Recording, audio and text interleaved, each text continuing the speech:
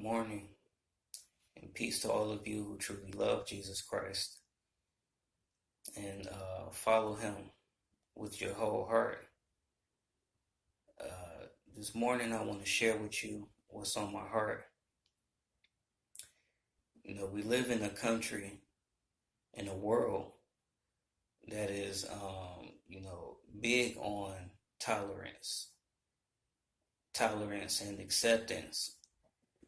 Basically, every man gets to choose what he deems to be right or wrong. And, this world, they claim tolerance, but if you are intolerant of the things that they want you to be tolerant of, they will not tolerate you. You'll be called homophobic or, holier than thou, or, Christians have such a nasty image today. They are looked at as bigots, and the things that we cherish and believe are looked at as hate. And all of these things were prophesied and told to us that these things would come, and that if we chose to live a life for Christ and to walk as He walked and to love the things that He loved and hate the things that He hated, that we would be hated. And He was called the devil. And if our master was called the devil, how much more will we who follow Him be called devils? I've been hearing about some new things where they are new to me. I'm probably late, but there's this new thing going around called non-binary, where this person claims this is, they say that they are neither male nor female. So they don't have any gender or any sex. These are the kinds of things that are in this world today. The Bible speaks about, the end times being as the days of Noah. These people are confused and lost and destitute and naked. So I want to talk about this tolerance, and is Jesus Christ tolerant and open-minded? Because today we have a lot of liberal, what is called liberal Christians who, they are mixed with the world. They do not stand fast on the truth of God. They water down God's word. They compromise His word. They teach a Jesus that is tolerant and open-minded about His word and about His way. But I want to tell you the truth today, that Jesus Christ was not tolerant. He said that He is the way, the truth, and the life.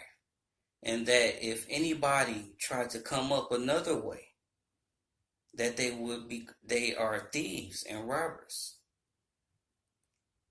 You have to put your complete faith and trust in Him and nowhere else.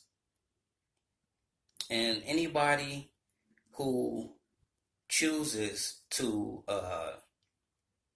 dilute God's word, who chooses to try to go another route, they are going to be deceived, and then they're going to end up falling into a ditch. Jesus said that the road is narrow.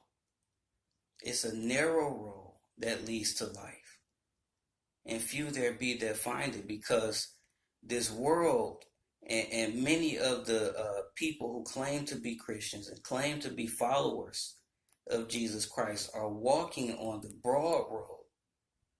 This broad road that, is in agreement with all of the diversity and divisions of this world.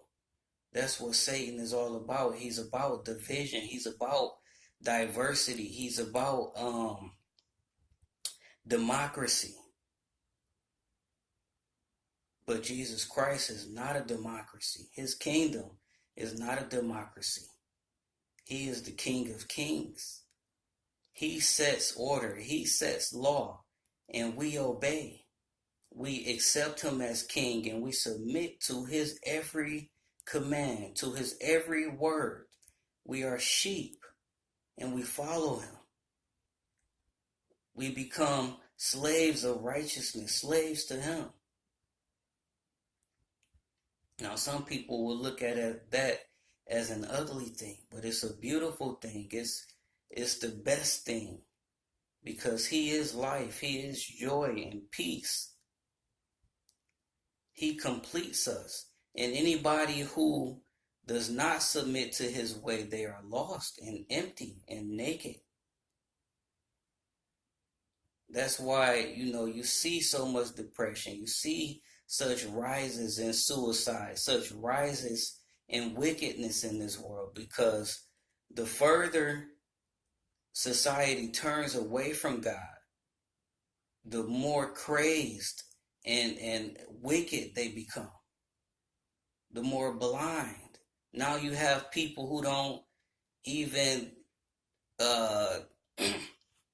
they don't even affirm any sex now. They say that they're not a man or a woman. They say that their pronouns are they and them. So instead of saying he, you will say they. These are the kind of silly things that Satan is deceiving people into believing, because they choose to go their own way. They choose not to acknowledge God. And he said that if we did that, he would turn us over to do the things that are not that are not beneficial to us, to do the things that are the wickedness and the lust that these people lust after. He turned them over to it. Jesus said that those who refuse to accept him as king, those who do not want him to reign over them, that he would have them brought before him, enslaved and killed.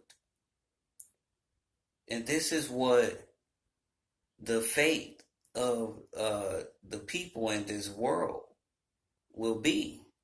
Those who, want to lean to their own understanding, those who love the wisdom of this world, who put their trust in men and not in God alone. They trust the science and all of the theologies and all of the books that they read and all of these theories that men come up with out of thin air. People give credence to these things and they believe it and they take it as fact rather than truly seeking God for the truth. It's a big mistake to put your trust in men. It's a big mistake not to seek God with your whole heart so that he can show you, his kingdom, so that you can know for yourself that he is real, that he speaks, that he loves, that he completes us, that he is faithful to fulfill every promise that he promised us. So I wanted to, speak about this tolerance and open-mindedness, that's in this world today that, so many people are giving into and compromising, because the persecution is really ramping up now in this world. If you stand against the agendas that Satan is pushing today, you're going to be persecuted, greatly persecuted. I see many people losing their jobs over these things, and being publicly persecuted now. And we are called to stand on God's word no matter what the cost. Many will fold, many will give in to Satan out of fear of man. But I tell you, do not fear man that can kill your body, but fear God that can destroy both your body and soul in hell. And we don't just serve God out of fear. He's our king and we love him and adore him, and he's worth everything that we will suffer in this world. It cannot even be compared to what God has for us once we endure until the end, once we overcome, just as he overcame, and we overcome through him if we hold fast the faith that he gives us from the beginning.